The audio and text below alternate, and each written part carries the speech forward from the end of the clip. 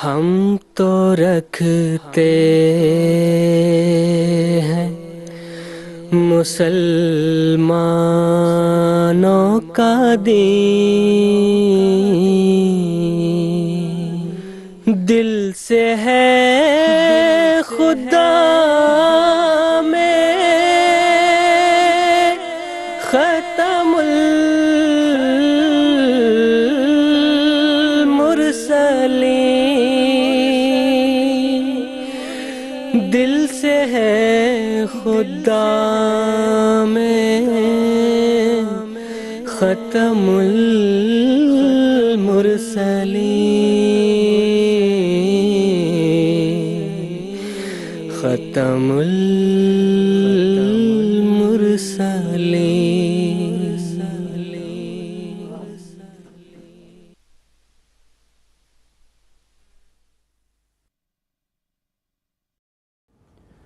आऊज़ु बिल्लाहि मिनश्शैतानिर्रजीम बिस्मिल्लाहिर्रहमानिर्रहीम।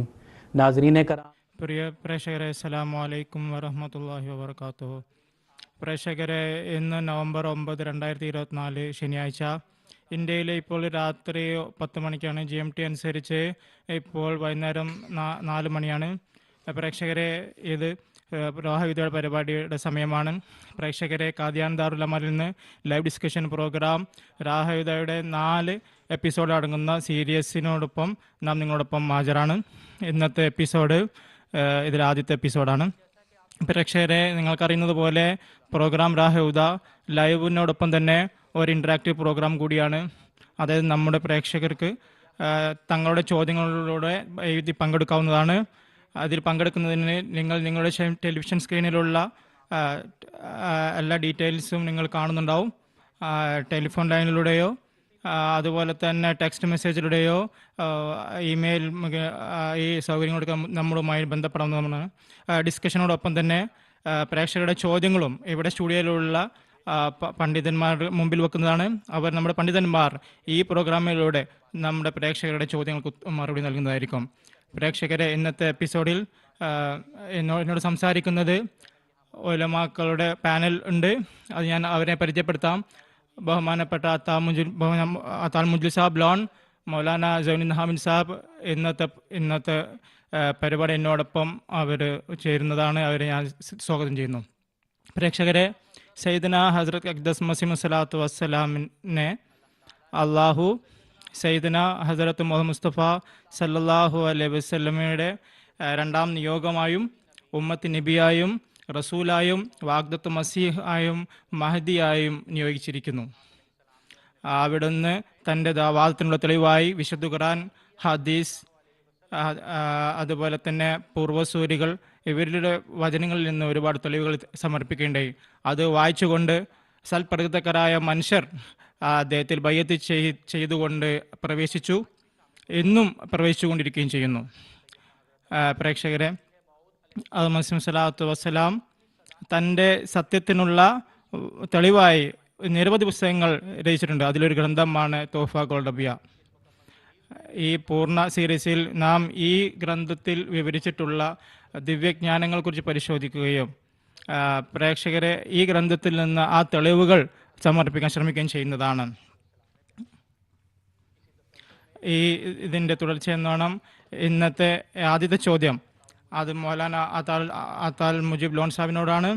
അതായത് സയ്യിദന ഹസ്രത്ത് മസീഹ് സ്വലാത്തു വസ്സലാം പീർ മെഹർ അലി ഷാബിനെ ഖുർആൻ വ്യാഖ്യാന രചന മത്സരത്തിനായി ക്ഷണിച്ചിട്ടുണ്ടായിരുന്നു. എൻ്റെ ചോദ്യം ഇതാണ്. ഇതിന് മറുപടിയായി ഇതിൻ്റെ പ്രതികരണം, പീർ മെഹർ അലി ഷാബിൻ്റെ പ്രതികരണം എന്തായിരുന്നു?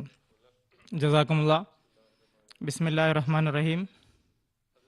ഹസ്രത്ത് അഖ്ദസ് മസീഹ് സ്വലാത്തു വസ്സലാമിനെ അള്ളാഹു ഈ കാലഘട്ടത്തിൽ ഇമാം മഹദി മസീഹ് മൗഊദ് ആയി നിയോഗിച്ചു. അപ്പോൾ അവിടുന്ന് ലോകത്തിനു മുമ്പാകെ തെളിവുകൾ വിശുദ്ധ ഖുർആനിൽ നിന്നുള്ള ഹദീസിൽ നിന്നുള്ള പൂർവ്വസൂരിൽ നിന്നുള്ള തെളിവുകൾ തൻ്റെ വാദത്തിനുള്ള തെളിവുകളായി ലോകത്തിനു മുമ്പിൽ സമർപ്പിക്കുകയുണ്ടായി. വിവിധ ഗ്രന്ഥങ്ങൾ മുഖേനയും വിജ്ഞാപനങ്ങളുടെയും വാദങ്ങൾ തെളിവുകളുടെയും ആ ലോകത്തിനു മുമ്പാകെ സമർപ്പിക്കുകയുണ്ടായി. സത്പ്രകൃതരായ ആളുകൾ അവർ അത് മനസ്സിലാക്കുകയും അള്ളാഹുവിനോട് മാർഗദർശനം തേടുകയും അള്ളാഹു വരെ മാർഗദർശനം നൽകുകയും ഹദ്റത്ത് മസീഹ് സ്വലാത്തു വസ്സലാമിൻ്റെ ബയ്യത്തിൽ പ്രവേശിക്കുകയും ചെയ്തു. എന്നാൽ കുറച്ച് ആളുകളുണ്ടായിരുന്നു, അവരൊരു വലിയ വിഭാഗം പണ്ഡിതന്മാരായിരുന്നു. അവർ അത് മസീഹ് സ്വലാത്തു വസ്സലാമിൻ്റെ എതിർക്കുകയും വാദത്തെ നിഷേധിക്കുകയും ചെയ്തു. അവിടുന്ന് തൻ്റെ വാദത്തിനുള്ള തെളിവായി അവതരിപ്പിച്ച തെളിവുകൾ അതിനെ നിഷേധിക്കുകയും ചെയ്തു. അവിടുന്ന് ഗ്രന്ഥങ്ങളിലൂടെ തെളിവുകൾ സമർപ്പിക്കുകയുണ്ടായി, വിജ്ഞാനങ്ങളുടെ തെളിവുകൾ സമർപ്പിക്കുകയുണ്ടായി. ഒരു സംവാദത്തിൻ്റെ ഒരു ശൃംഖലയും ആദ്യം തുടങ്ങി വെച്ചു. സംവാദങ്ങളുടെ പല തെളിവുകൾ സമർപ്പിച്ചു. ആ സംവാദങ്ങളിൽ, ആ ചർച്ചകളിൽ, ആ ചർച്ചകൾ കൊണ്ട്, ആ സംവാദങ്ങൾ കൊണ്ട് വളരെ കുറച്ച് ഫലങ്ങൾ ഉണ്ടായിട്ടുണ്ടായിരുന്നുള്ളൂ. സംവാദങ്ങൾ ഫിത്നകളാണ് ഫലം നൽകിയിട്ടുണ്ടായിരുന്നത്. അങ്ങനെ അവിടുന്ന് കാണുകയുണ്ടായി, ഈ സംവാദങ്ങൾ കൊണ്ട് യാതൊരു ഫലവും ഉണ്ടാവുന്നില്ല, ഫിത്ന മാത്രം ഉണ്ടാവുന്നത് എന്ന് കണ്ടപ്പോൾ അത് മസീഹ് സ്വലാത്തു വസ്സലാം അതിൽ നിന്ന് പിന്മാറുകയുണ്ടായി. 1896 ഒരു ഗ്രന്ഥം രചിക്കുകയുണ്ടായി, അഞ്ചാമ ആദം എന്ന ഗ്രന്ഥം. അതിൽ അവിടുന്ന് പറയുകയുണ്ടായി, ബഹാന നസിറ നസരിഫുൽ അതിൽ മുഹാസ, ഇപ്പോൾ സമയമായിരിക്കുന്നു ഇനി നാം ഈ സംവാദങ്ങളിൽ നിന്ന് തന്നെ ശ്രദ്ധ തിരിക്കുക എന്നുള്ള, ശ്രദ്ധ പിന്മാറ്റുക എന്നുള്ളത്. ഈ വിളംബരത്തിന് ശേഷം അത് മസീഹ് സ്വലാത്തു വസ്സലാം ഒരു തരത്തിലുള്ള പണ്ഡിതനുമായിട്ടും ഒരു സംവാദം നടത്തിയിട്ടില്ല. ഈ എലാന് ശേഷം ആരെയും സംവാദത്തിനായി ക്ഷണിച്ചിട്ടില്ല, ആര് വിളിച്ചിട്ട് പോയിട്ടുമില്ല, അത് സ്വീകരിച്ചിട്ടുമില്ല. അതിനുശേഷം അവിടുന്ന് ആപ്പ് അലൈഹി സ്വലാം അതിന് നൽകിയ ചാലഞ്ച് പെമ്മലി സാഹിബിനെ ചാലഞ്ച് നൽകിയിട്ടുണ്ടായിരുന്നു. മറ്റ് പണ്ഡിതന്മാരെയും അദ്ദേഹം ക്ഷണിച്ചിട്ടുണ്ടായിരുന്നു ഖുർആൻ വ്യാഖ്യാന രചനയ്ക്കായിട്ട്. എന്നാൽ സംവാദങ്ങളിൽ പങ്കെടുത്തില്ല. പീർ മെഹർലി സാബ് ഗോൾഡബി, അദ്ദേഹത്തിൻ്റെ പേരിലാണ് തോഫ ഗോൾഡബിയ അത് മസീഹ് സ്വലാത്തു വസ്സലാം രചിച്ചത്. അദ്ദേഹം ആ പണ്ഡിതന്മാർ ഉൾപ്പെട്ടിരുന്നു. അത് അദ്ദേഹത്തിൻ്റെ ശത്രുക്കളിൽപ്പെട്ട ആളായിരുന്നു. അദ്ദേഹം ഗോൾഡ കാരനായിരുന്നു. ഒരുപാട് അനുചര വൃന്ദം അദ്ദേഹത്തിനുണ്ടായിരുന്നു. ഒരുപാട് ആൾക്കാർ അദ്ദേഹത്തിൽ ബൈഅത്ത് ചെയ്തിട്ടുണ്ടായിരുന്നു. എന്നാൽ അത് മസീഹ് സ്വലാത്തു വസ്സലാമിൻ്റെ എതിരാളികളിൽപ്പെട്ട ആളായിരുന്നു. അദ്ദേഹത്തിൻ്റെ തെളിവുകളെയും അദ്ദേഹത്തിൻ്റെ വാദത്തെ നിഷേധിക്കുന്ന ആളായിരുന്നു. ഈ ഒരു സന്ദർഭം ഉണ്ടായപ്പോൾ അത് മസീഹ് സ്വലാത്തു വസ്സലാം മറ്റ് ശത്രുക്കളെ, മറ്റെതിരാളികൾക്ക് ചാലഞ്ച് നൽകിയതുപോലെ ഇദ്ദേഹത്തിനും അവിടുന്ന് ജൂലൈ 20, 1900 ജൂൺ 20 ഒരു വിജ്ഞാപനം ഇറക്കുകയുണ്ടായി. അതിൽ അത് മസീഹ് സ്വല്ലല്ലാഹു അലൈഹി വസല്ലം പറയുകയുണ്ടായി, അള്ളാഹുവിൻ്റെ ദാസന്മാർ, അള്ളാഹുവിൻ്റെ ഭാഗത്തു നിന്ന് നിയോഗിക്കപ്പെടുന്നവർ, അവർ പരിശുദ്ധരാണ്, അള്ളാഹു അവരെ സഹായിക്കുന്നു. 3 തരത്തിലുള്ള കാര്യങ്ങൾ അവിടുന്ന് വിവരിക്കുകയുണ്ടായി. ഒന്നാമത്തത്, അള്ളാഹുവിൻ്റെ നിയോഗിക്കപ്പെടുന്ന ആളുകൾ, അള്ളാഹു നിയോഗിക്കുന്നവരുടെ ശത്രുക്കൾ, അവർക്ക് എതിരാളിയും തമ്മിൽ ഒരു വ്യതിരിക്തത ഉണ്ടാക്കുന്നു. അതിൽ നിന്ന് വ്യക്തമാകും അള്ളാഹുവിൻ്റെ സഹായം ആരോടൊപ്പമാണെന്നതിൽ നിന്ന് ആരാണ് സത്യവാദി എന്ന് മനസ്സിലാവും, ആരാണ് അള്ളാഹുവിൻ്റെ ഭാഗത്തു നിന്ന് മനസ്സിലാവും, അള്ളാഹുവിൻ്റെ ഭാഗത്തു നിന്ന് ആരല്ല എന്നും മനസ്സിലാവും. അത് മസീഹ് സ്വല്ലല്ലാഹു അലൈഹി വസല്ലം പറയുന്നത് അള്ളാഹു വിശുദ്ധ ഖുർആനിൽ പറയുന്നുണ്ട്, വജഅലക്കും ഫുർഖാന, അള്ളാഹു നിങ്ങൾക്ക് ഒരു ഫുർഖാൻ നൽകുന്നതായിരിക്കും. ഫുർഖാൻ്റെ അർത്ഥം എന്ന് പറയുന്നത് ഫറക്ക് ചെയ്യുക, ഒരു വ്യതിരിക്തത ഉണ്ടാക്കുക എന്നുള്ളതാണ്. അതായത് അള്ളാഹു തൻ്റെ ദാസന് ഒരു തെളിവ് നൽകുന്നു. അതായത് അതിൻ്റെ എതിരാളി ആയിരിക്കുന്നില്ല, അയാൾ അതിൻ്റെ എതിരാളി കളവ് പറയുന്നവനാണെന്ന് അതുകൊണ്ട് തെളിയിക്കപ്പെടുന്നതാണ്. പിന്നെ ഇവിടുന്ന് പറഞ്ഞു, അള്ളാഹു തൻ്റെ ദാസർക്ക് തൻ്റെ യോഗ്യത്തിന് ഈ രീതിയിലും കൂടി തെളിയിക്കാറുണ്ട്. അദ്ദേഹത്തിൻ്റെ ദുആകൾ അതിൻ്റെ എതിരാളിക്കെതിരിൽ അത് സ്വീകരിക്കപ്പെടുന്നതാണ്, വളരെ അധികമായി അത് സ്വീകരിക്കപ്പെടുന്നു തൻ്റെ എതിരാളിക്കെതിരായിട്ട്.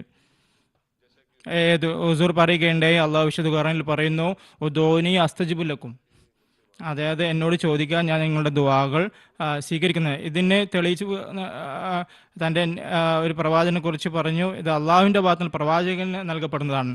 3-ാമത്തെ കാര്യം അത് മസീഹ് സ്വല്ലല്ലാഹു അലൈഹി വസല്ലം പറഞ്ഞത്, അതായത് പ്രവാചകന് അള്ളാഹു വിശുദ്ധ ഖുർആനിൻ്റെ ഹഖായിഖുൽ ദിവ്യജ്ഞാനങ്ങൾ പഠിപ്പിക്കുന്നു. അതായത് എങ്ങനെയുള്ള ജ്ഞാനം മറ്റുള്ളവർക്ക് പറയാൻ പറ്റാത്ത തരം അതിൻ്റെ എതിരിൽ നിൽക്കുന്ന ആളുകൾക്ക് ആ അറിവുകൾ, ആ ദിവ്യജ്ഞാനങ്ങൾ അവർക്ക് ലഭിക്കുന്നതല്ല. ഹുസൂർ അലൈഹി സ്വലാത്തു വസ്സലാം വിശുദ്ധ ഖുർആന്റെ ഈ ആയത്തിൽ നിന്ന് തെളിവ് നൽകിക്കൊണ്ട് പറഞ്ഞു, ലാ യമുസ്സുഹു ഇല്ലൽ മുത്തഹറൂൻ. വിശുദ്ധ ഖുർആന്റെ യഥാർത്ഥ ജ്ഞാനങ്ങൾ അത് ലഭിക്കുന്നത് പരിശുദ്ധരായ ആളുകൾക്ക് മാത്രമാണ്. അതായത് അള്ളാഹു തൻ്റെ കൈകൾ കൊണ്ട് പരിശുദ്ധരാക്കിയവർക്കാണ് അത് ലഭിക്കുക. അള്ളാഹുവിൽ നിന്ന് യോജിക്കപ്പെടുന്നവർക്കാണ് അത് ലഭ്യമാവുക. അത്തരം പരിശുദ്ധിക്കുന്ന അള്ളാഹു അങ്ങനെയുള്ള ആളുകൾ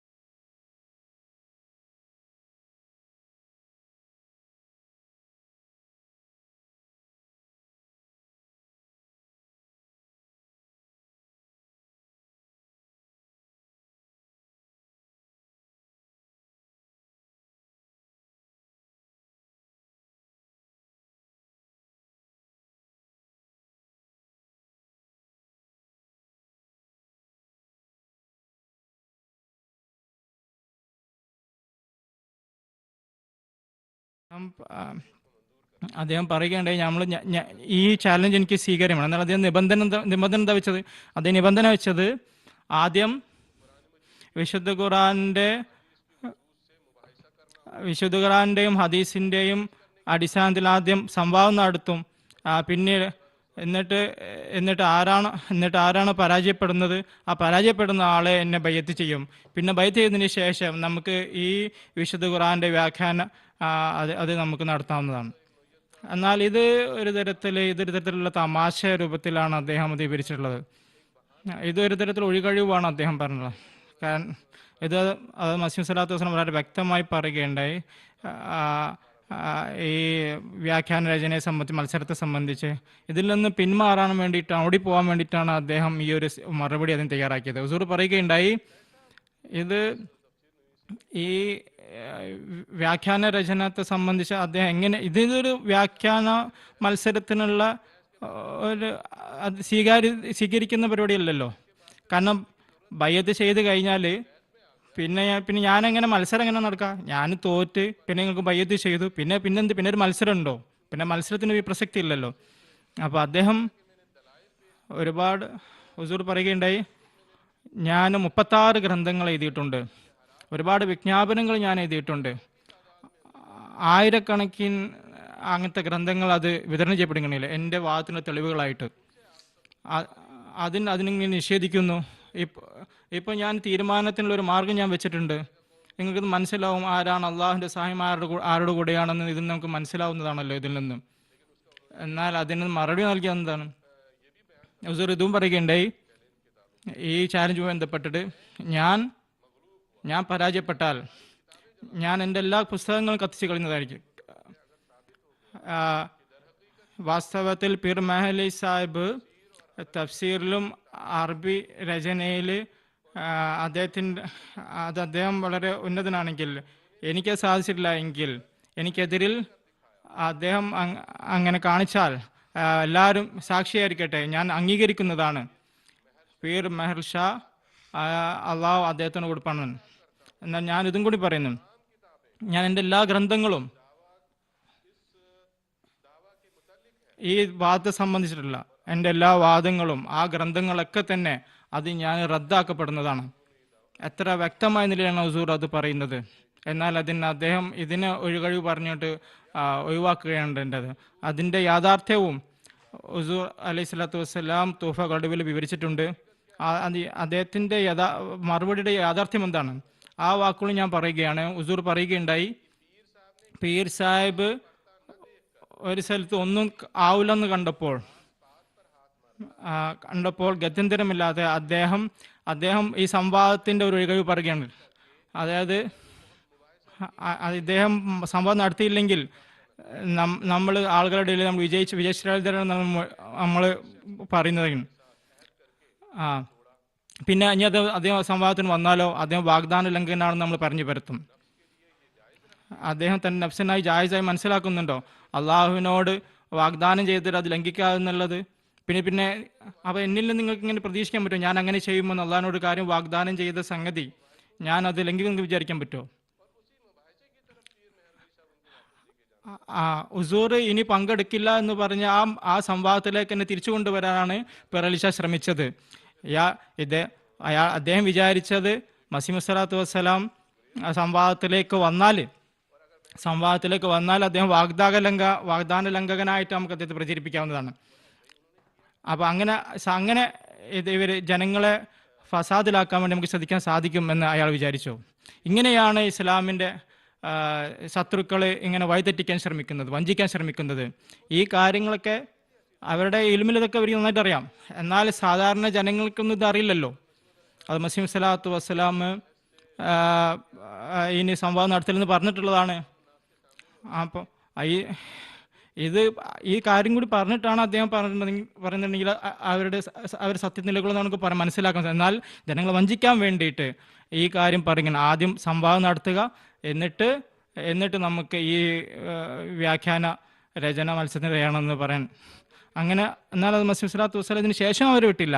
അത് മസീഹ് സ്വലാത്തു വസ്സലാം അവരിങ്ങനെ പിന്മാറാൻ ശ്രമിച്ചപ്പോൾ, ഇങ്ങനെ പ്രചരിപ്പിച്ചപ്പോൾ, അതായത് നമ്മൾ ലാഹോറിലെത്തിയിരിക്കുന്നല്ലോ, ഞങ്ങൾ എന്നാൽ മിർസ സാഹിബ് വന്നില്ല, സംവാദത്തിന് വന്നില്ല.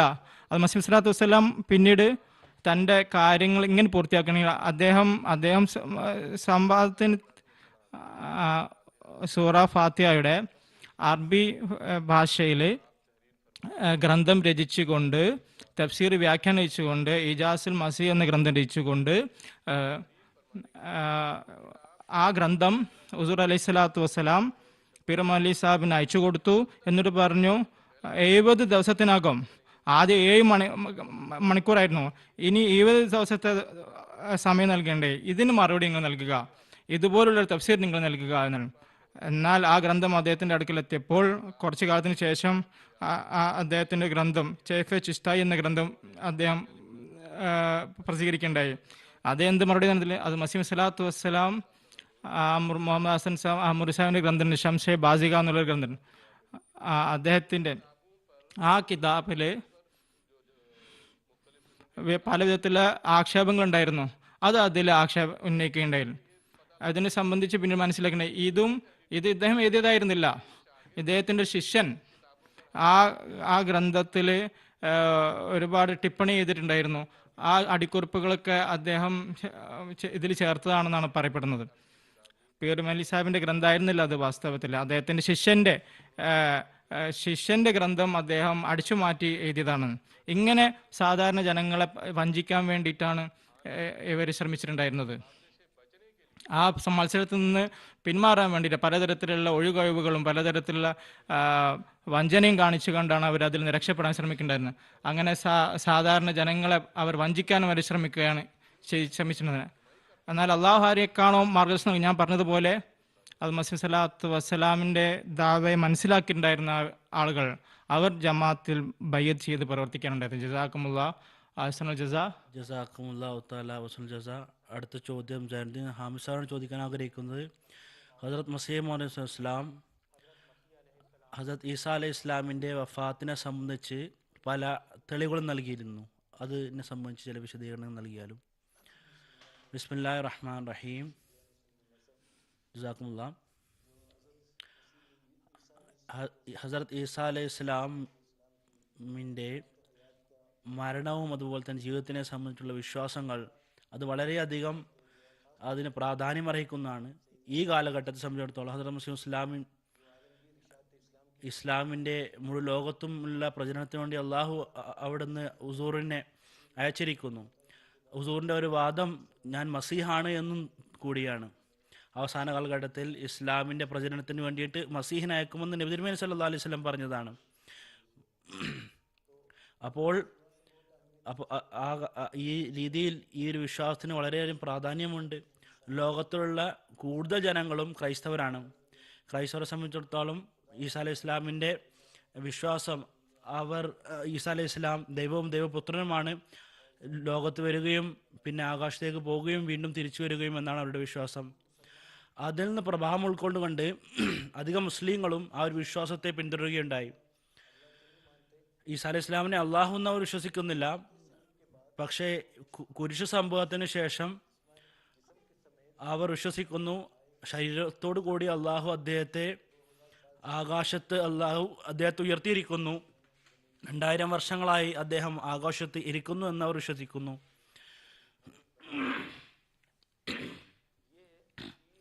ഈ മൂന്ന് കാര്യങ്ങൾ കൊണ്ടാണ് ഹദരത്ത് ഈസാ അലൈഹി ഇസ്ലാമിൻ്റെ ജീവിതവും മരണവും വളരെയധികം പ്രാധാന്യം അർഹിക്കുന്നത്. ഹദരത്ത് മസീഹ് മൗഊദ് അലൈഹി സ്വലാത്തു വസ്സലാം ഈ ഘട്ടത്തിൽ ഇസ്ലാമിൻ്റെ പ്രചരണത്തിന് വേണ്ടിയിട്ട് വന്ന വ്യക്തിയാണ്. ഈ ഒരു പട്ടണത്തിൽ ജനിച്ച വ്യക്തിയാണ്.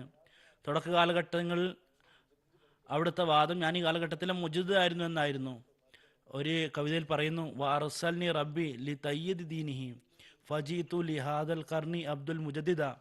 അള്ളാഹു എന്നെ ദീനിനെ സഹായിക്കാൻ വേണ്ടിയിട്ടാണ്, എന്നെ മുജദ്ദിദായിട്ടാണ് അയച്ചിരിക്കുന്നത്. ഈ കാലഘട്ടത്തിലേക്ക്, ഈ നൂറ്റാണ്ടിന് വേണ്ടിയിട്ട് ഞാൻ മുജദ്ദിദായിട്ടാണ് വന്നിരിക്കുന്നതെന്നാണ് ആദ്യം പറഞ്ഞത് ഹുസൂർ. ലഖദ് ഉർസിൽതു മിർ റബ്ബിർ റഹീം കരീമു ഇൻദത്തു തൂഫാനി സലാൽ.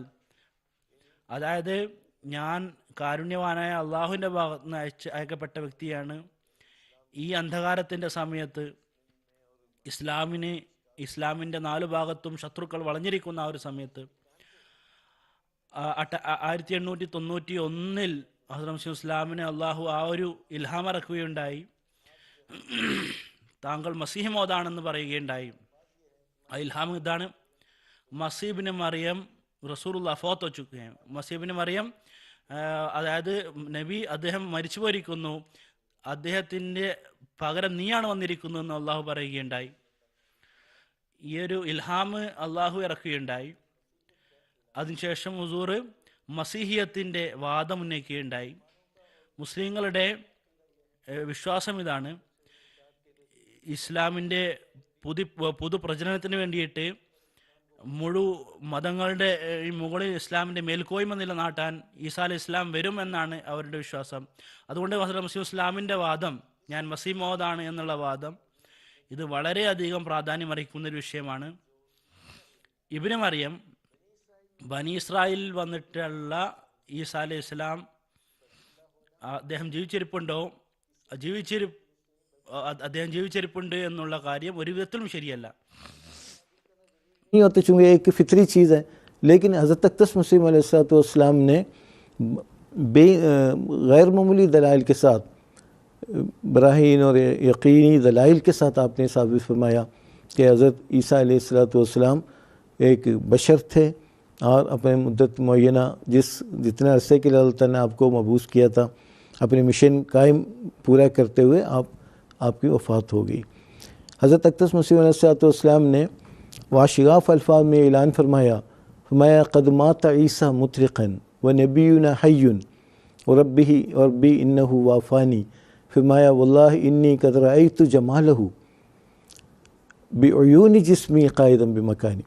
माया यकीनन हज़रत ईसा अलैहिस्सलाम सर झुकाए हुए, उनकी वफ़ात हो चुकी है, मर गया है. वो नबीयुना हय्युन, लेकिन हमारे नबी ज़िंदा है. अल्लाह की कसम मैंने उनसे मुलाकात भी की है. फरमाया वल्लाहि इन्नी क़द रअयतु जमालहु, यकीन अल्लाह की कसम मैंने उनकी खूबसूरती को मैंने देखी, उनका जमाल मैंने देखा है। बेअयूनी जिस्मी कायदम बिमकानी, अपनी जिस्मानी आँखों के ज़रिए अपनी जगह बैठे हुए। यानी इस कदर शिद्दत के साथ आपने हज़रत ईसा अलैहिस्सलाम की वफ़ात का ज़िक्र किया और हमारे नबी सल्लल्लाहु अलैहि वसल्लम को जो ज़िंदा नबी करार दिया। उसके फ़यूज़ व बरक़ात कभी ख़त्म नहीं होते। आपके फ़यूज़ व बरक़ात से इस्तिफ़ादा करते हुए इस ज़माने में इस्लाम की इशाअत व तबलीग के लिए हज़रत अक़सा मसीह अलैहिस्सलाम मबूस हुए। वह आपने अपने उर्दू कलाम में भी फरमाया कि इब्न मरियम मर गया हक़ की कसम, दाखिल जन्नत हुआ वो मोहतरम। फिर आगे हुज़ूर ने फरमाया कि ये 30 आयात से साबित है। आपने फरमाया कि ये फिर अपनी बाज़ किताब के ज़रिए से ख़ास तौर पर इज़ाले अवहाम जैसी किताबों में आपने 30 आयात से साबित भी किया वाकई हज़रत मसीह अलैहिस्सलाम की वफ़ात हो चुकी है। ये अक़ीदा बिल्कुल बातिल और कुरान मजीद की आयात के भी मुनाफी है। इसी तरह दीगर तारीख़ी शवाहिद से भी और दीगर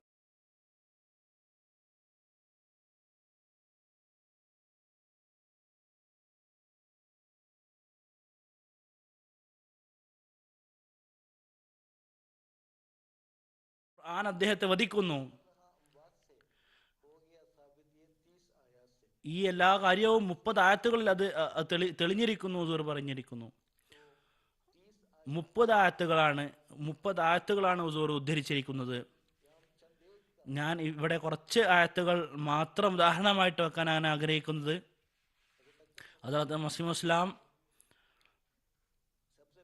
ആദ്യമായിട്ട് വെച്ച ആയത്ത് ഫലമ്മ തവഫൈതനി കുൻത അൻത റഖീബ അലൈഹിം. ഇവിടെ സൂറ മാഇദയിലെ അവസാനത്തെ റക്കൂലിലെ ആയത്താണ്. ഖിയാമത്ത് നാളിൽ അള്ളാഹുവും ഈസാ അലൈഹി ഇസ്ലാം തമ്മിലുള്ള സംസാരമാണ്. അൻത ഖുൽത ലിന്നാസി തഖുദിനു ഉമ്മിയ വ ഇലാഹി മിൻ ദുനില്ലാഹ്. നീയാണോ ജനങ്ങളോട് അധ്യാപനം നൽകിയത്, എന്നെയും നിന്റെ മാതാവിനെയും നീ ആരാധ്യ വസ്തുവായി വെക്കുക എന്ന്. അതിന് ഉത്തരമായിക്കൊണ്ട് ഈസാ അലൈഹി ഇസ്ലാം പറയുകയുണ്ടായി,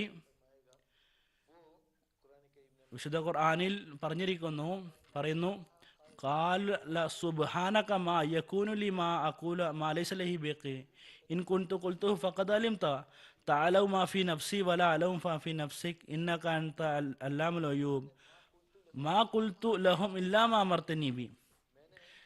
ഞാൻ അവരോട് പറഞ്ഞത് മാത്രമാണ്, നീ എന്നോട് കൽപ്പിച്ച കാര്യം മാത്രമാണ് ഞാൻ അവരോട് പറഞ്ഞത്. അതെന്താണ്? അനി അബ്ദുല്ലാഹ റബ്ബി വ റബ്ബക്കും, അള്ളാഹുവിനെ ആരാധിക്കുക, എൻ്റെ റബ്ബും നിങ്ങളുടെ റബ്ബുമായ അള്ളാഹുവിനെ ആരാധിക്കുക. വകുൻതു അലൈഹിം ഷഹീദൻ മാ ദുംതു ഫീഹിം, ഞാൻ അവരുടെ മുകളിൽ ഞാൻ മേൽനോട്ടക്കാരനായിരുന്നു ഞാൻ ജീവിച്ചിടത്തോളം കാലം. ഫലമാ തവഫൈതനി, നീ എനിക്ക് വഫാത്ത് നൽകിയപ്പോൾ നീ തന്നെയാണ് അവരുടെ മുകളിൽ ചുമതലക്കാരൻ. നീ എല്ലാ കാര്യത്തിലും സാക്ഷിയാണ്. വളരെ വ്യക്തമായിക്കൊണ്ട് അള്ളാഹു പല വിഷയങ്ങളും ഇവിടെ ദൂരീകരിച്ചിരിക്കുന്നു, പല സംശയങ്ങളും ദൂരീകരിച്ചിരിക്കുന്നു. ഒന്നാമത്തെ കാര്യം പറഞ്ഞു, ഹദരത്ത് ഈസാ അലൈഹി ഇസ്ലാം ക്രൈസ്തവ മതത്തിൽ അത് തെറ്റായ ദിശയിലേക്ക് പോകുന്നതിന് മുമ്പേ തന്നെ ഈസാ അലൈഹി ഇസ്ലാം വഫാത്തായിരിക്കുന്നു. കാരണം ഈസാ അലൈഹി ഇസ്ലാം വകുൻതു അലൈഹിം ഷഹീദ മാ ദുംതു ഫീഹിം, ഞാൻ അവരിൽ ഉള്ളിടത്തോളം കാലം ഞാൻ അവരെ നോക്കിയിരുന്നു, ഞാൻ അങ്ങനെ ഒരു കൽപ്പനയും നൽകിയിട്ടില്ല. നീ എനിക്ക് വഫാത്ത് നൽകിയപ്പോൾ നീ തന്നെയാണ് അവരുടെ മേൽനോട്ടക്കാരൻ. തവഫി എന്നുള്ള വാക്കിൽ പല സംശയങ്ങളും പണ്ഡിതന്മാരുണ്ടാക്കാൻ ശ്രമിക്കുന്നു. 23 ഭാഗങ്ങളിൽ വിശുദ്ധ ഖുർആനിൽ തവഫി എന്നുള്ള വാക്ക് വന്നിരിക്കുന്നു. എല്ലാ സ്ഥലത്തും മരണം എന്നുള്ള അർത്ഥത്തിലാണ് വന്നിരിക്കുന്നത്. ഹദരത്ത് മസീഹ് ഇസ്ലാം ശക്തിമത്തായ രീതിയിൽ വിളംബരപ്പെടുത്തുകയുണ്ടായി. ചില ആൾക്കാർ പറയുന്നു ഇത് മുഴുവനായിട്ട് ശരീരത്തോടു കൂടി എടുക്കുക എന്നാണ് പറയുന്നത്. പക്ഷെ അവിടെ ആകാശം എന്നുള്ള വാക്ക് തന്നെ വന്നിട്ടില്ല. അപ്പൊ ഹദരത്ത് മസീഹ് ഇസ്ലാം പറയുകയുണ്ടായി, അള്ളാഹ് കർമ്മം ചെയ്യുന്ന വ്യക്തിയും അതുപോലെ തന്നെ മഫൂലായിട്ടുള്ളത്, അതായത് കർമ്മം ചെയ്യുന്നത് അത് ഒരു റൂഹുള്ളതാണെങ്കിൽ ഒരിക്കലും ഇതിൻ്റെ അർത്ഥം മരണമല്ലാതെ മറ്റൊരു അർത്ഥവും ഉണ്ടാവുകയില്ല. ഹുസൂർ പറയുകയുണ്ടായി, ഇതിനുള്ള ഉദാഹരണം ഇതിനെതിരായിട്ടുള്ള ഏതെങ്കിലും ഉദാഹരണം നിങ്ങൾ കവിതകളിലോ അല്ലെങ്കിൽ ഹദീസുകളിലോ ഖുറാനിലോ നിങ്ങൾക്ക് ലഭിക്കുകയാണെങ്കിൽ നിങ്ങൾ കൊണ്ടുവരിക. ഹദരത്ത് മസീഹ് ഇസ്ലാം 30 ആയത്തുകൾ മുഖാന്തരം ഇത് തെളിയിക്കുകയുണ്ടായി. ഹുസൂറിൻ്റെ ഒരു ഉദ്ധരണി ഞാൻ വെക്കാൻ ആഗ്രഹിക്കുകയാണ്. തവഫിയെ സംബന്ധിച്ച് ഹുസൂർ പറഞ്ഞിട്ടുള്ള ഈ കാലഘട്ടത്തിലും ഈ ഒരു ചലഞ്ച് ഇപ്പോഴുണ്ട്. പക്ഷേ ഒരു പണ്ഡിതനും ഇതിനെതിരെ ഒരു ഉദാഹരണം അവർക്ക് കൊണ്ടുവരാൻ സാധിച്ചില്ല.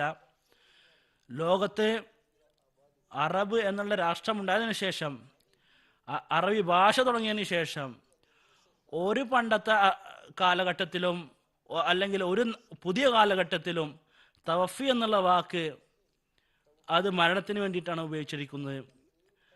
അള്ളാഹുവിൻ്റെ പ്രവൃത്തിയായിട്ട് തവഫി എന്നുള്ള വാക്ക് ഉപയോഗിച്ചിട്ടുണ്ടെങ്കിൽ, മനുഷ്യന് വേണ്ടിയിട്ട് തവഫി എന്നുള്ള വാക്ക് അള്ളാഹു കർമ്മം ചെയ്യുന്നവനായി കൊണ്ട് ഉപയോഗിച്ചിട്ടുണ്ടെങ്കിൽ അത് മരണമല്ലാതെ മറ്റൊരർത്ഥവും അതിനില്ല. ഒരു ഉദാഹരണവും ഒരു അറബിയിലുള്ള ഒരു ഉദാഹരണവും ഇതിനെതിരെ നിങ്ങൾക്ക് കാണിക്കാൻ സാധ്യമല്ല. ഏതെങ്കിലും വ്യക്തി വിശുദ്ധ ഖുർആനിൽ നിന്നോ ഹദീസിൽ നിന്നോ അല്ലെങ്കിൽ കവിതകളിൽ നിന്നോ അല്ലെങ്കിൽ കഥകളിൽ നിന്നോ പണ്ടത്തെ ഏതെങ്കിലും ഒരു തെളിവ് കാണിക്കാൻ സാധ്യമെങ്കിൽ തവഫി എന്നുള്ള വാക്ക് അത് അള്ളാഹു കർമ്മം ചെയ്യുന്നവനും അതുപോലെ തന്നെ കർമ്മം ചെയ്യപ്പെടുന്നത് മനുഷ്യൻ്റെ മുകളിലാണെങ്കിൽ മരണമല്ലാത്ത മറ്റെന്തെങ്കിലും അർത്ഥമുണ്ടെങ്കിൽ നിങ്ങളത് കൊണ്ടുവരിക. ഞാൻ അള്ളാഹുവിൽ മുകളിൽ സത്യം ആണയിട്ടുകൊണ്ട് പറയുന്നു, അങ്ങനെയുള്ള വ്യക്തിക്ക് എൻ്റെ എല്ലാ സമ്പത്തും ഞാൻ വിറ്റുകൊണ്ട് ഞാൻ 1000 രൂപ അവന് നൽകുന്നതാണ്. അവൻ്റെ അറബി ജ്ഞാനം അതുപോലെ തന്നെ ഖുർആൻ ജ്ഞാനത്തിന് ഞാൻ സമ്മതിക്കുന്നതാണ് എന്ന് ഹുസൂർ മനസ്സ് പറയുകയുണ്ടായി. ഇത്ര കാലഘട്ടം കഴിഞ്ഞിരിക്കുന്നു, ഒരു പണ്ഡിതനും ഇതിന് ഉദാഹരണം കൊണ്ടുവന്നിട്ടില്ല. ഇത്ര വിശദീകരിച്ചുകൊണ്ട് അള്ളാഹു ഈസാ അലൈഹി ഇസ്ലാം മരിച്ചു പോയിരിക്കുന്നു എന്ന് പറഞ്ഞിരിക്കുന്നു. ഹദീസിലും ബുഖാരിയിലും തഫ്സീറിലും വന്നിട്ടുണ്ട്. നബി തിരുമേനി സല്ലല്ലാഹു അലൈഹി വസല്ലമയോടൊപ്പം ഇതേ സംഭവം നടക്കുകയുണ്ടായി. ചില സഹാബാക്കളെ, അതായത് മരണത്തിന് ശേഷം ചില സഹാബാക്കളെ നരകത്തിലേക്ക് കൊണ്ടുപോവുകയാണ്. ഹുസൂർ പറയുന്നു, ഇതെൻ്റെ സഹാബാക്കളെ, എൻ്റെ കൂട്ടരാണ് എന്ന്. ഉത്തരം നൽകപ്പെട്ടു, നിനക്ക് ശേഷം എന്താണ് അവർ ചെയ്തതെന്ന് നിനക്കറിയില്ല. അപ്പം ഞാൻ ഈസാ അലൈഹി ഇസ്ലാം പറഞ്ഞ അതേ ഉത്തരം ഞാൻ പറയുന്നതാണ് എന്ന് നബി തിരുമേനി സല്ലല്ലാഹു അലൈഹി വസല്ലം പറയുകയുണ്ടായി. കുൻതു അലൈഹിം ഷഹീദൻ മാ ദുംതു ഫീഹിം ഫലമ്മാ തവഫൈതനി കുൻതു അൻത റഖീബ അലൈഹിം. നബി തിരുമേനി സല്ലല്ലാഹു അലൈഹി വസല്ലമവും പറഞ്ഞിരിക്കുന്നു, തവഫൈതനി എന്നുള്ള വാക്കിൻ്റെ അർത്ഥം മരണം എന്ന് തന്നെയാണ്. കാരണം നബി തിരുമേനി സല്ലല്ലാഹു അലൈഹി വസല്ലം ആ വാക്കിനെ തനിക്ക് വേണ്ടി ഉപയോഗിക്കുകയുണ്ടായി. അവിടെ മരണം എന്നുള്ള അർത്ഥമാണ് നബി തിരുമേനി സല്ലല്ലാഹു അലൈഹി വസല്ലം നൽകിയത്. അതുകൊണ്ട് ഇതിൽ നിന്ന് ഓടാനുള്ള ഒരു ഭാഗവുമില്ല. എന്തായാലും ഹദ്റത്ത് മസീഹ് ഇസ്ലാമിൻ്റെ വാദം ഇതിൽ നിന്ന് വ്യക്തമാണ്. ഈസാ അലൈഹി ഇസ്ലാം വഫാത്തായിരിക്കുന്നു. നബി തിരുമേനി സല്ലല്ലാഹു അലൈഹി വസല്ലമിൻ്റെ പ്രവചനപ്രകാരം വരാനിരിക്കുന്ന മസീഹ് അത് ഹദ്റത്ത് മസീഹ് ഇസ്ലാമാണ്. ഇസ്ലാമിൻ്റെ മേൽക്കോയ്മയ്ക്ക് വേണ്ടി വരാനിരിക്കുന്ന ഒരു മഹദി മസീഹ് അവിടുന്ന് തന്നെയാണ്.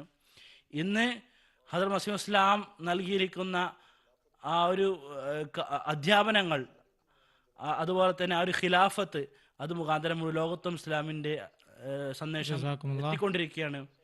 നമ്മുടെ പ്രേക്ഷകരിൽ നിന്നുകൊണ്ട് ചില ചോദ്യങ്ങൾ വന്നിരിക്കുന്നു. മുഹമ്മദ് ഫൈസൽ ബാജ്വ സാഹിബ് USA നിന്ന് ചോദ്യം ഉന്നയിക്കുന്നു. കൊറോണ വൈറസ് അള്ളാഹുവിൻ്റെ ഭാഗത്ത് നിന്ന് മുഴുവൻ ലോകത്തിന് വേണ്ടിയിട്ട് ഒരു പരീക്ഷണമായിരുന്നു. അത് മുഖാന്തരം ജനങ്ങൾ അത് കണ്ടിട്ടും അള്ളാഹുലേക്ക് തിരിഞ്ഞിട്ടില്ല. ഇതെന്താ അള്ളാഹുവിൻ്റെ ഭാഗത്തു നിന്ന് വന്ന ഒരു പരീക്ഷണമാണോ? ജനങ്ങൾ അള്ളാഹുലേക്ക് തിരിയുമോ ഇനി എപ്പോഴെങ്കിലും? ഒരു ചുരുക്കമായിട്ട് ഇതിന് ഉത്തരം നൽകിയാലും. ജസാക്കുമുല്ലാ.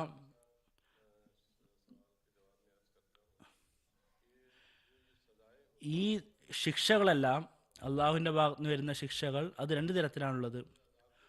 ഒന്ന്, എന്നെ സംബന്ധിച്ച് അള്ളാഹു പറയുന്നു, മാ കുന്ന മുഅസിബിന ഹത്ത നബഅസ റസൂല, അതായത് നാം ഒരു നബി അയക്കാതെ ഒരു ശിക്ഷ നൽകുകയില്ല എന്ന്.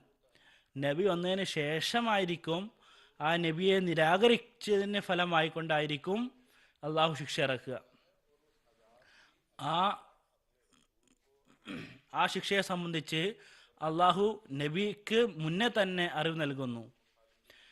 എന്നിട്ട് ആ നബി ആ ശത്രുക്കളോട് ആ ഒരു ശിക്ഷയെ സംബന്ധിച്ച് താക്കീത് നൽകുന്നു.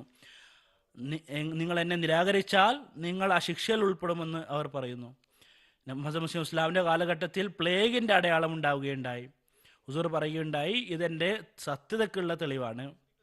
രണ്ടാമത്തെ ശിക്ഷ അത് ഇങ്ങനെയാണ്, അത് പ്രകൃതിപരമായിട്ടുള്ള ആവശ്യമാണ്. വമാ കുന്ന മൊഹലിക്കൽ ഖുറാ ഇല്ല വഹലുഹ സാലിമുൻ. ഞാൻ ഒരു പട്ടണത്തെ നശിപ്പിക്കാറില്ല, ഏതുവരെ എന്നാൽ അവിടെ ജനിക്കുന്ന ആൾക്കാർ അക്രമികളാകുന്നില്ലയോ. അപ്പോൾ സാലിം അല്ലെങ്കിൽ അക്രമികൾ എന്നുള്ളതിൻ്റെ അർത്ഥം ഇതാണ്, ഒരു വസ്തുവിനെ യഥാർത്ഥ സ്ഥലത്ത് അത് ഉപയോഗിക്കാതിരിക്കുക, അല്ലെങ്കിൽ ഒരു വസ്തുവിന് കൂടുതലോ അല്ലെങ്കിൽ കുറവോ സ്ഥാനം നൽകുക. ഏതെങ്കിലും വ്യക്തികൾ അങ്ങനെ ചെയ്യുകയാണെങ്കിൽ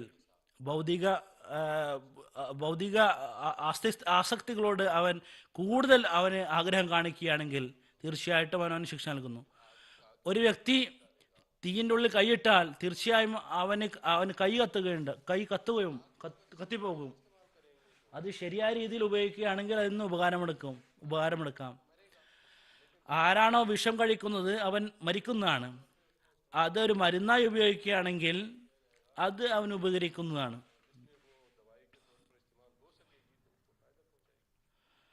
അപ്പോൾ സുലും എന്നുള്ള വാക്ക് അക്രമം കൊണ്ട് ഉദ്ദേശിക്കുന്നത് എപ്പോഴാണ് ജനങ്ങൾ അക്രമികളാകുന്നത്, അപ്പോൾ അള്ളാഹു അവരെ നശിപ്പിക്കുന്നു, അവർക്ക് ശിക്ഷ ലഭിക്കുന്നു.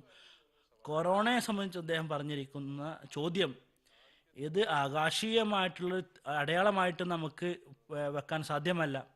അത് ഖലീഫത്തുൽ മസീഹ് ഖാമിസും പറഞ്ഞിരിക്കുന്നത് അങ്ങനെയൊരു ശിക്ഷയായി ഇതിനെ വെക്കാൻ സാധ്യമല്ല. പക്ഷേ ഇത് ശിക്ഷ തന്നെയാണ്.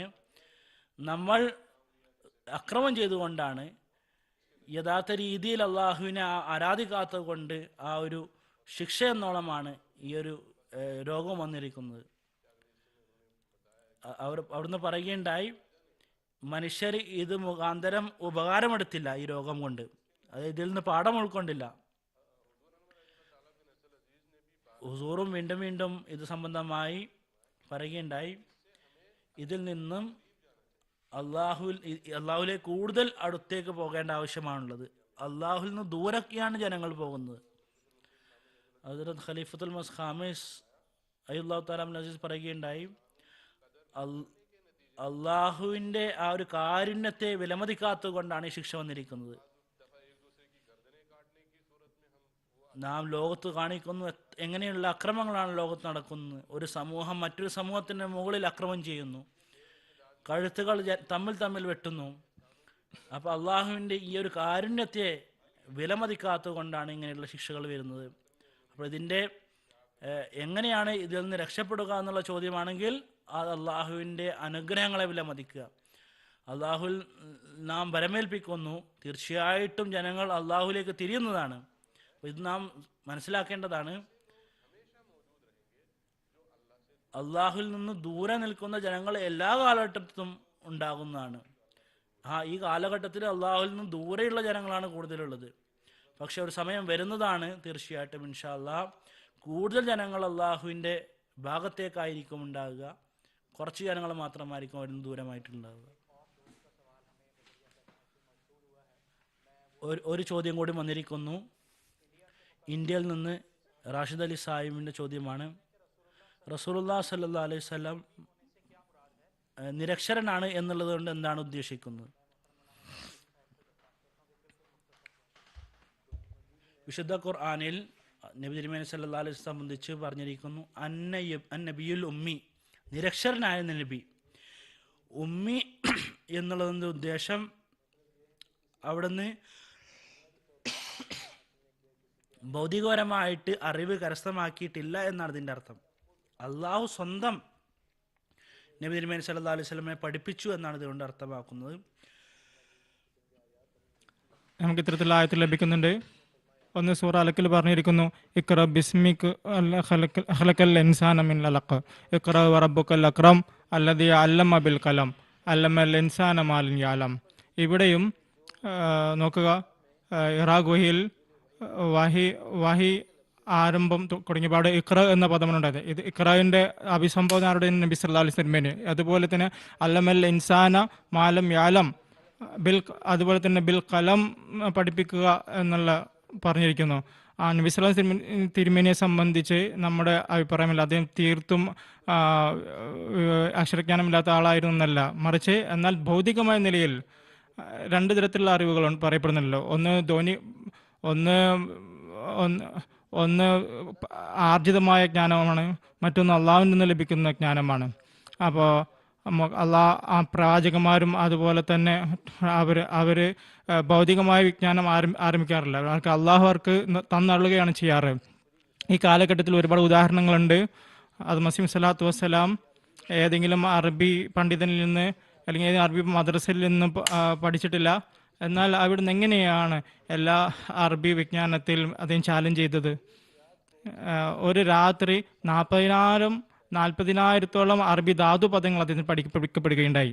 റസൂലുള്ളാഹി സ്വല്ലല്ലാഹു അലൈഹി വസല്ലം തിരുമേനിക്ക് അറബി ഉമ്മി എന്ന് വന്നിട്ടുള്ളത് അദ്ദേഹം അക്ഷരജ്ഞാനമില്ലാത്ത ആളെന്നുള്ള അർത്ഥത്തിലല്ല, തീർത്തും അറിവില്ലാത്ത ആൾ, മറിച്ച് ചിലപ്പോൾ അദ്ദേഹം എഴുത്തുകാരിൽ നിന്ന് വിശുദ്ധ ഖുർആന്റെ ആയത്തുകൾ ഇറങ്ങുമ്പോൾ അവിടുന്ന് പറയുന്നത് ഇത് ഇന്ന സ്ഥലത്ത് വെക്കുക എന്നൊക്കെ പറയുന്നത് അദ്ദേഹം പറയാറുണ്ടായിരുന്നു അവിടുന്ന്. ഇതിനുള്ള തെളിവാണ്. എന്നാൽ വിശുദ്ധ ഖുർആൻ തന്നെ പറഞ്ഞു, വമാ തഖ്തുഹു ബിയമീനിക ഇതിൽ ഇഖ്താബുൽ മുഖ്തമിൻ, അതായത് വമാ കുൻത തഖ്തുലു മിൻ ഖബ്ലിക മിൻ കിതാബിൻ, അദ്ദേഹം പറഞ്ഞു വമാ തഖ്തുഹു ബിയമീനിക ഇതിൽ ഇഖ്താബുൽ മുർത്തബിൻ.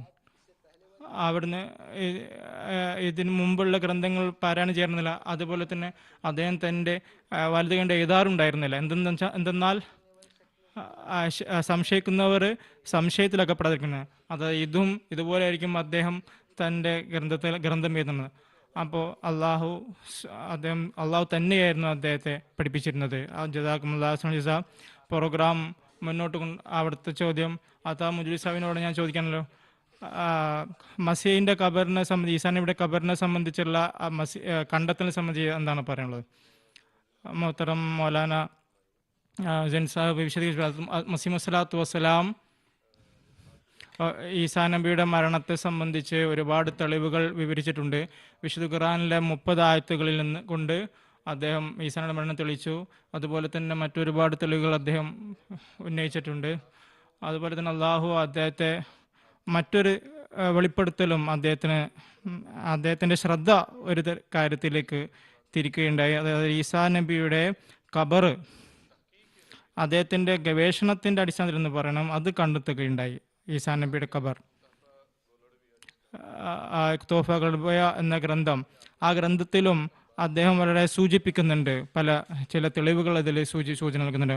ഹുസൂർ അലൈഹി സ്വലാത്തു വസ്സലാം ഒരു കാര്യം പറയുകയുണ്ടായി, ഹദീസിൻ്റെ അടിസ്ഥാനത്തിൽ ഹസ്രത്ത് നബി കരീം സല്ലല്ലാഹു അലൈഹി വസല്ലം വിവരിക്കുകയുണ്ടായി. കൻസുൽ ഉമ്മാലിൻ്റെ ഒരു ഹദീസാണ്.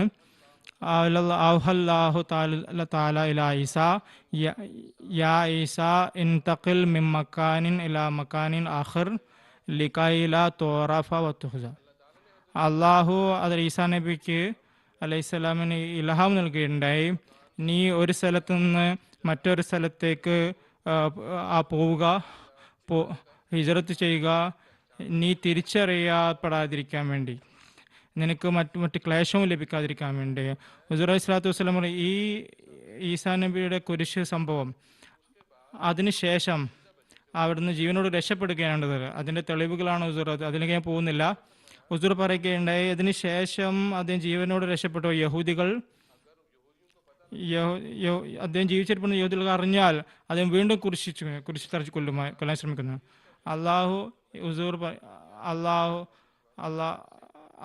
അള്ളാഹു കൽപ്പിക്കേണ്ട ഈസാ നബിയോട്, നീ ഇവിടുന്ന് ഹിജ്റത്ത് ചെയ്തു പോകും. ഹുസൂർ പറയുന്നു, ഈ വഹി ഇലാഹിയുടെ അടിസ്ഥാനത്തിൽ അത് ഈസാ അലൈഹിസ്സലാം ഹിജ്റത്ത് ചെയ്തു.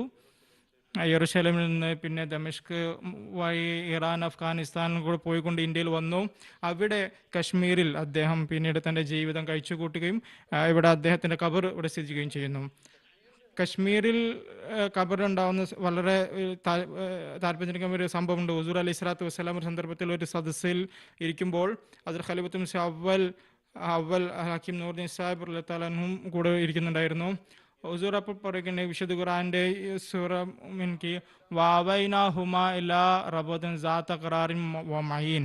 അത് ഈസാ നബി അലൈഹി സ്വലാത്തു വസ്സലാമിൻ്റെ മാതാവിനെ സംബന്ധിച്ചാണ് ഈ ആയത്ത്. നാം അവർക്ക് രണ്ടുപേർക്കും, അത് ഈസാക്കും ഈ അദ്ദേഹത്തിൻ്റെ മാതാവിനും നമ്മൾ അഭയം നൽകി. എങ്ങനെയുള്ള സ്ഥലത്തിന്? സാത്ത ഖറാറും ഇലാ റബൂത്തിന്, ഉയർന്ന സ്ഥലത്ത്, ഉയർന്ന പർവ്വതങ്ങളുള്ള സ്ഥലത്ത്, സാത്ത് ഖറാറും മഈൻ, അത് താമസത്തിൻ്റെ അടിസ്ഥാനത്തിൽ വളരെ നല്ല ഉന്നതമായ വളരെയധികം അരുവികൾ ഒഴുക്കുന്ന സ്ഥലത്ത്. ഹസ്രത്ത് മസീഹ് സ്വലാത്തു വസ്സലാം ഈ സദസ്സിൽ പറയുകയുണ്ട്, ഈശ്വരൻ്റെ ഈ ആയത്ത്, ഇതിൽ നിന്ന് എൻ്റെ മനസ്സ് കശ്മീരിലേക്കാണ്. എനിക്ക് തോന്നുന്നത് ഇത് കശ്മീരിനെ സംബന്ധിച്ചുള്ള പരാമർശമാണ്. അത് ഖലീഫത്തുൽ മസീഹ് അവൽ, ഞാൻ പറഞ്ഞതുപോലെ അവിടെ ഇരിക്കുന്നുണ്ടായിരുന്നു ഖലീഫത്തുൽ മസീഹ് അവൽ, അദ്ദേഹം പറയുകയുണ്ടായി, ഖലീഫ നൂറുദ്ദീൻ സാഹിബ് ജമ്മുവിൽ അദ്ദേഹം ഒരു കാര്യം പറയുകയുണ്ടായി. അദ്ദേഹം കശ്മീരിൽ അദ്ദേഹം ജോലി സംബന്ധമായി ആയിരുന്നപ്പോൾ അവിടെ ഈ ഈസാ നബിയുടെ ഖബറായി എന്നറിയപ്പെടുന്നുണ്ടോ എന്ന് അത് അന്വേഷിക്കണം. അത് മസീഹ് സ്വലാത്തു വസ്സലാം കേട്ടപ്പോൾ ജമ്മുവിൽ നിന്ന് അദ്ദേഹം ഗവേഷണത്തിനായിട്ട് അന്വേഷിക്കാൻ വേണ്ടിയിട്ട് അദ്ദേഹത്തെ അയക്കുകയുണ്ടായി കശ്മീരിലേക്ക്, ആ ഖബറിനെ സംബന്ധിച്ച്. അവിടെ അദ്ദേഹം പോയി 6 മാസം അദ്ദേഹം അവിടെ തങ്ങി. മഹല്ല ഖാനിയാർ റോസ്ബാൽ, മഹല്ല ഖാനിയാർ ശ്രീനഗറിൽ ഈ ഖബറുണ്ട്. അതുമായി ബന്ധപ്പെട്ട് അദ്ദേഹം ജനങ്ങളോട് അന്വേഷിക്കുകയുണ്ടായി, ജനങ്ങളോട് ചോദിക്കുകയുണ്ടായി. അദ്ദേഹം ആളുകളിൽ നിന്ന് ഒപ്പ് വരെ അവർ സാക്ഷി നൽകുകയുണ്ടായി. ഈ ഖബർ ഒരു നബിയുടെ ഖബറാണ്, ഇതിനെ ഷഹസാദൻ നബി, രാജകുമാരനായ നബി എന്നാണ് പറഞ്ഞത്. 1900 വർഷം പഴക്കമുള്ള ഉണ്ടെന്നാണ് പറയുന്നത്. ഈ എല്ലാ സാക്ഷ്യങ്ങളും എടുത്തും കൊണ്ട് അത് മസീഹ് സ്വലാത്തു വസ്സലാമിൻ്റെ അടുത്തേക്ക് വന്നു. അതിനുശേഷം അത് മസീഹ് സ്വലാത്തു വസ്സലാം അതിൻ്റെ തെളിവുകൾ അദ്ദേഹം ശേഖരിക്കേണ്ടായി. മസീഹ് സ്വലാമിൻ്റെ മഹത്തായ ഗ്രന്ഥമുണ്ട് യേശു മിശിഹ ഇന്ത്യയിൽ എന്നുള്ളത്. അത് വായിക്കേണ്ട ഒരു ഗ്രന്ഥം തന്നെയാണത്. എല്ലാ തരത്തിലുള്ള ചരിത്രപരമായ സാക്ഷ്യങ്ങളും ഹുസൂർ അതിൽ വിവരിക്കുന്നുണ്ട്. അത് തെളിയിക്കുന്നത് അത് ഈസാ നബി അലൈഹി സ്വലാം ഇവിടെ ഇന്ത്യയിൽ വന്നിരുന്നുവെന്നാണ്, കശ്മീരിൽ അദ്ദേഹം താമസിച്ചു എന്നുള്ളതാണ്, അവിടെ തന്നെയാണ് അദ്ദേഹത്തിൻ്റെ മരണം സംഭവിച്ചതെന്നാണ്. ഇതിന് ശേഷം അത് മസീഹ് സ്വലാത്തു വസ്സലാം ഗ്രന്ഥം എഴുതുകയുണ്ടായി. അതിനുശേഷം നിരവധി പുസ്തകങ്ങൾ പലരും എഴുതുകയുണ്ടായി. കശ്മീരിലെ ഒരു വളരെ പ്രസിദ്ധനായ ഡോക്ടർ ഫിദ ഹസൻ സാഹിബ്, അദ്ദേഹം കശ്മീരിലെ ആർക്കിയോളജി ഡിപ്പാർട്ട്മെൻറ്റിലെ ഹെഡായിരുന്നു. അദ്ദേഹം പുരാതന വസ്തുക്കളുടെ ഹെഡായിരുന്നു. ആ ഗ്രന്ഥത്തിൽ അദ്ദേഹം ഒരുപാട് തെളിവുകൾ അദ്ദേഹം വിവരിക്കുന്നുണ്ട്. അതിൽ നിന്ന് തെളിയുന്നത് ഈ ഖബർ അത് ഈസാ നബിയുടെ ഖബറാണ് എന്നാണ്. അത് കൂടാതെ ഒരുപാട് നിരവധി ആളുകൾ ഗ്രന്ഥങ്ങൾ എഴുതിയിട്ടുണ്ട്. അത് മസീഹ് സ്വലാത്തു വസ്സലാം അതിന് തുടക്കം കുറിച്ചു. അതിനുശേഷം നിരവധി ഗ്രന്ഥങ്ങൾ ഇതിന് തെളിവായിട്ട് എഴുതപ്പെട്ടിട്ടുണ്ട്. അത് തെളിയിക്കുന്നത് ഈസാ നബി അലൈഹി സ്വലാമിൻ്റെ ഖബറാണെന്നാണ് തെളിയിക്കുന്നത്. ഇങ്ങനെ അത് മസീഹ് സ്വലാത്തു വസ്സലാം മഹത്തായ ഒരു പ്രവർത്തനം കൂടി ചെയ്യുകയുണ്ടായി. മറ്റൊരു കാര്യം കൂടി പറയാൻ ആഗ്രഹിക്കുന്നു. ലോകത്ത് 1,24,000 ആളുകൾ പ്രവാചകന്മാർ വരികയുണ്ടായി. ഇതിൻ്റെ അർത്ഥം അദ്ദേഹത്തിൻ്റെ ഈസാ നബിയുടെ ഖബർ തെളിഞ്ഞപ്പെട്ടാൽ അതിന് മരണം സ്ഥാപിക്കുന്നു മാത്രമല്ല എന്നല്ല മനസ്സിലാക്കുന്നത്. എന്നാൽ എല്ലാ തരത്തിലുള്ള തെളിവുകളും അതിൻ്റെ അങ്ങേ തലം വരെ ഈസാനയുടെ മരണവുമായി ബന്ധപ്പെട്ട എല്ലാ തെളിവുകളും ഹദ്റത്ത് മസീഹ് സ്വല്ലല്ലാഹു അലൈഹി വസല്ലമയെ അള്ളാഹു അറിയിച്ചു കൊടുത്തു എന്നുള്ളത് തെളിയിക്കുന്നത്. 1,24,000 അവരുടെ ഖബറൊക്കെ അവിടെ. വിശുദ്ധ ഖുർആനിൽ 25ഓളം പ്രവാചകന്മാരുടെ അവരുടെ ഖബറൊക്കെ നമുക്കറിയോ? ഒരു പ്രവാചകന്റെ ആരുടെയെങ്കിലും ഖബർ കണ്ടെത്തുക എന്നുള്ളത് ഖബർ കണ്ടെത്തിയെങ്കിലേ മരിച്ചും തെളിയൊന്നുമില്ല. പക്ഷേ 30 ആയത്ത് കൊണ്ട് ആദ്യം തെളിയിച്ചിട്ടുണ്ട് മസീഹ് സ്വല്ലല്ലാഹു അലൈഹി വസല്ലം. ജസാക്കുമുല്ലാഹ്. പ്രോഗ്രാമുമായി ബന്ധപ്പെട്ട് എൻ്റെ അടുത്ത ചോദ്യം മൗലാന സൈനുൽ സാബിനോട്, ആയത്ത് വമാ ഖതലുഹു വമാ വലാകിൻ ശുബ്ബിഹ ലഹും, ഈ ആയത്തിൻ്റെ തഫ്സീർ മസീഹ് സ്വല്ലല്ലാഹു വസ്സലാം എന്താണ് പറഞ്ഞിട്ടുള്ളത്? ജസാക്കുമുല്ലാഹ്.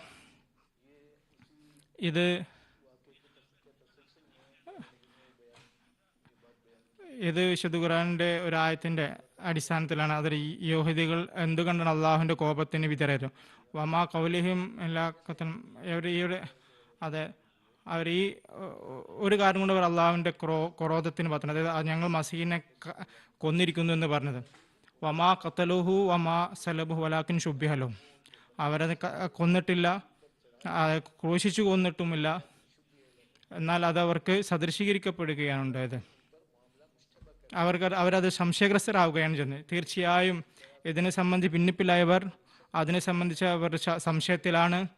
അവരുടെ അടുക്കൽ ഒരു ഇൽമുമില്ല, അവർ വെറും ഊഹങ്ങളെയാണ് പിൻപറ്റുന്നത്.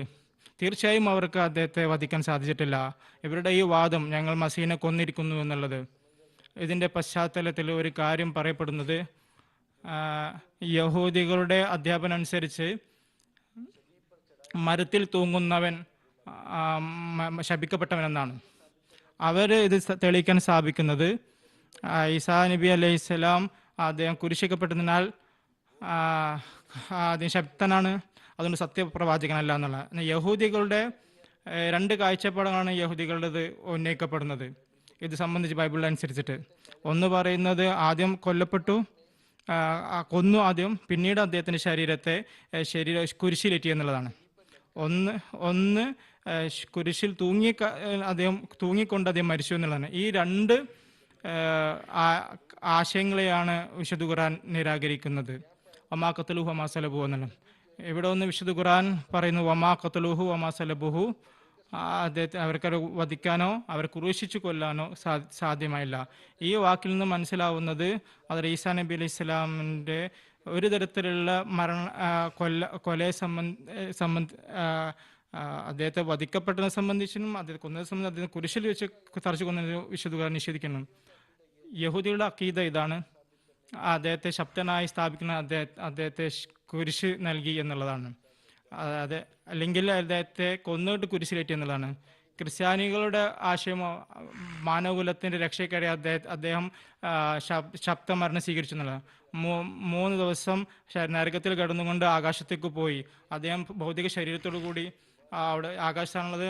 ഖിയാമത്തിന് മുമ്പായിട്ട് അദ്ദേഹം തിരിച്ചു വരും, എല്ലാവരും ക്രിസ്ത്യാനിയാക്കും. വിശുദ്ധ ഖുർആൻ ഇതും നിരാകരിക്കുന്നു.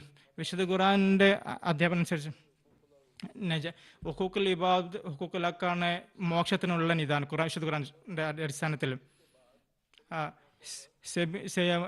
കുരിശ് സംഭവത്തിൽ ഈസാ നബി അലൈഹി സ്വലാമിൻ്റെ രൂപം മറ്റൊരാൾക്ക് നൽകിക്കൊണ്ട് എന്നിട്ട് ഈസാ നബി അലൈഹി സ്വലാമിനെ ആകാശത്തേക്ക് ഉയർത്തിയെന്നാണ് മുസ്ലിങ്ങളുടെ വിശ്വാസം. ഇതിനവർ തെളിവ് നൽകുന്ന വലാക്കിൻ ഷുബിഹലും വമാ ഖത്തലുഹു വമാ സലബുഹു വലാക്കിൻ ഷുബിഹലും.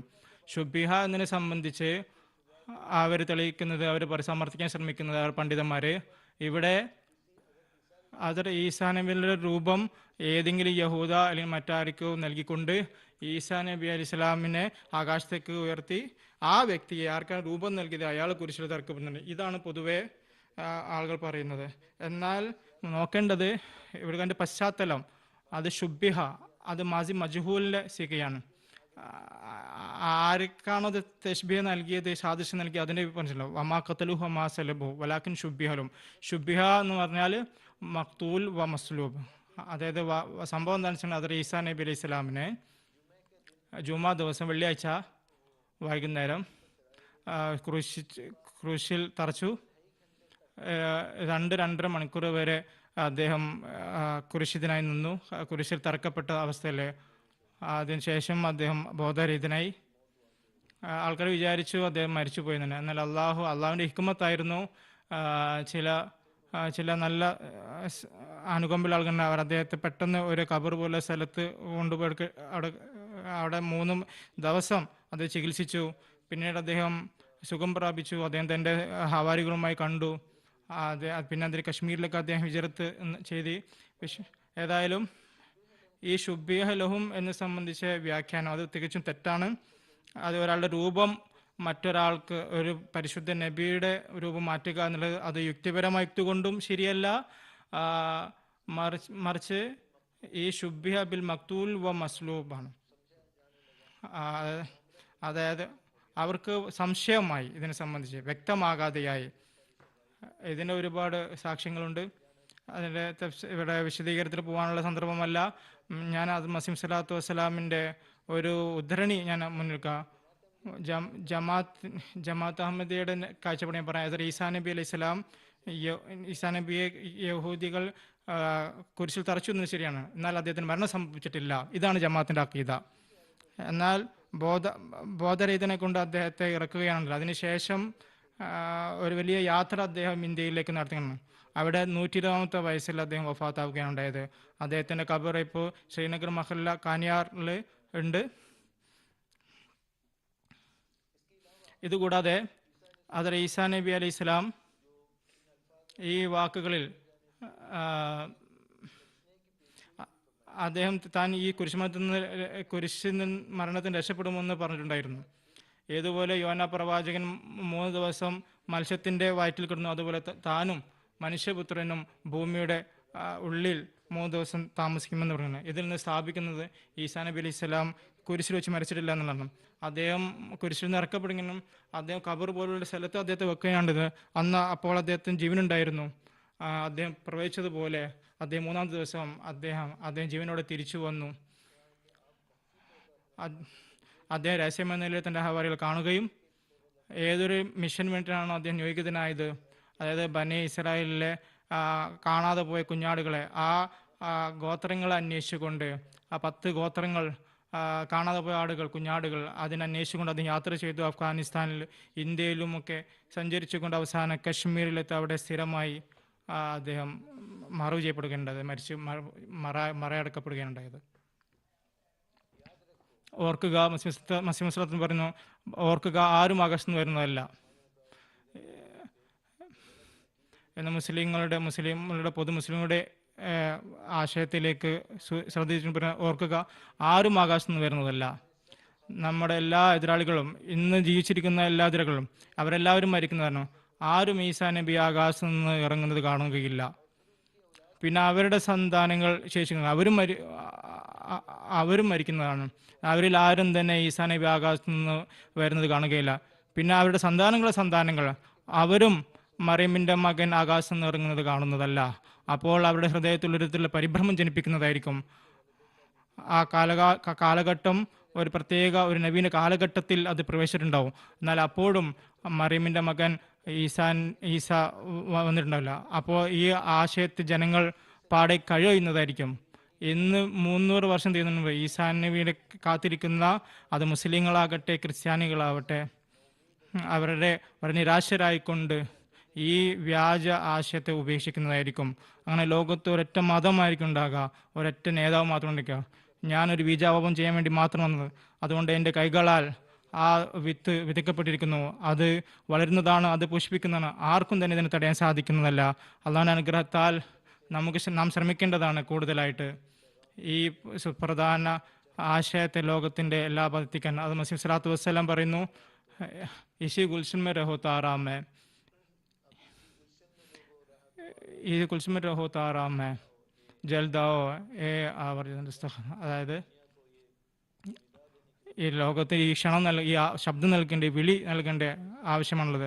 നബി സല്ലല്ലാഹു അലൈഹി വസല്ലമയുടെ പ്രവചനം അനുസരിച്ച് ഏതൊരാളാണ് വരേണ്ടിയിരുന്നത്, ഏതൊരു പരിഷ്കർത്താവാണ് വരുന്നത്, അദ്ദേഹം ഖാദിയാൻ എന്ന പരിശുദ്ധ സ്ഥലത്ത് അവതരിച്ചു എന്ന് അദ്ദേഹത്തിൻ്റെ ജമാഅത്തിന് ലോകം മുഴുവനും ഇസ്ലാമിൻ്റെ വിജയത്തിനായി ശ്രമിച്ചുകൊണ്ടിരിക്കുന്നു. ജസാക്കുമുല്ലാഹ് ജസാ. ഇതോടൊപ്പം തന്നെ പ്രോഗ്രാമിൻ്റെ അവസാനത്തിൽ വിനീതൻ ഹസ്രത്ത് മസീഹ് ഇസ്ലാമിൻ്റെ ഒരു ഉദ്ധരണി സമർപ്പിക്കുകയാണ്. ഹുസൂർ തിരുമനസ് പറയുന്നു, ചില വിഡ്ഢികൾ മനസ്സിലാക്കുന്നത് ഞാൻ കള്ളം കെട്ടിച്ചമച്ചുകൊണ്ട് വെളിപാടിൻ്റെ വാദം ഉന്നയിച്ചു എന്നാണ്. തെറ്റാണ്. പക്ഷേ ഇത് ആകാശവും ഭൂമിയും സൃഷ്ടിച്ച ആ സർവശക്തനായ ദൈവത്തിൻ്റെ പ്രവൃത്തിയാണ്. അള്ളാഹുവിൽ ജനങ്ങളുടെ വിശ്വാസം കുറയുന്ന കാലത്ത് ആ സമയത്ത് എന്നെ പോലുള്ള ഒരു വ്യക്തിയെ അള്ളാഹു സൃഷ്ടിക്കുന്നു. അള്ളാഹു അവനുമായി സംസാരിക്കുന്നു. അവൻ മുഖാന്തരം തൻ്റെ അത്ഭുത പ്രവൃത്തികൾ കാണിക്കുന്നു. ഏതുവരെ എന്നാൽ ജനങ്ങൾക്ക് ബോധ്യമാകുന്നു ദൈവം ഉണ്ട് എന്ന്. കിതാബുൽ ബരിയ. പ്രിയപ്പെട്ട പ്രേക്ഷകരെ, ഇതോടൊപ്പം കൂടി നമ്മുടെ പരിപാടി ഇവിടെ അവസാനിക്കുകയാണ്. ഇൻഷാ അല്ലാഹ് അടുത്ത എപ്പിസോഡുമായിട്ട് വരുന്നതാണ്. അതുവരെ ഞങ്ങൾക്ക് അനുവാദം നൽകിയാലും. അസ്സലാമു അലൈക്കും വറഹ്മത്തുള്ളാഹി വബറകാതുഹു.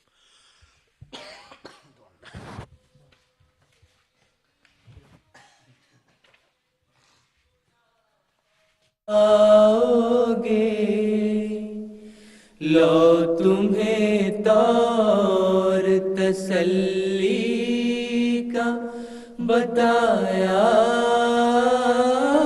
हमने। आओ लोगों के यही नूर खुदा पाओगे,